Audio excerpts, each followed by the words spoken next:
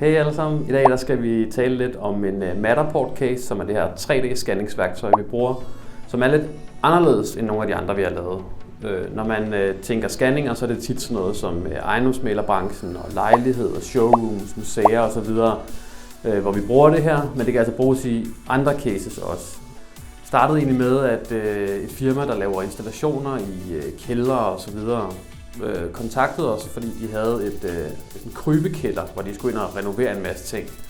Og vi tog ud på den her plads her, hvor vi skulle se den der krybekælder og kiggede lige ind og tænkte, det er fint nok, det kan vi godt klare. Så vi gav et tilbud, og så gik vi ellers i gang. Og det viste sig så at være en lille smule mere omfattende, end vi først lige havde antaget. Men vi endte med at få scannet hele den her krybekælder, så det her firma de kunne lave sådan et kort over, hvor der er søjler, hvor der er ventilationsanlæg, hvor der er nedgang osv. Fordi det er meget ufremkommeligt dernede. Og deres folk havde ligesom været nede og prøve at begynde at måle op manuelt, og det er altså enormt tidskrævende.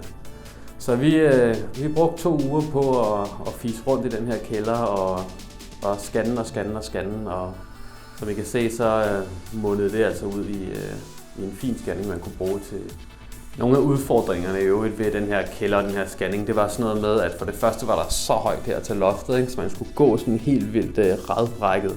For det andet så var der meget støv og sådan nogle ting dernede, så vi skulle have masker og dragter på hver eneste gang vi skulle ind. Der var også meget varmt derinde, og nogle gange kunne det også godt være svært at finde et sted at gemme sig, fordi man skal jo helst ikke kunne se os i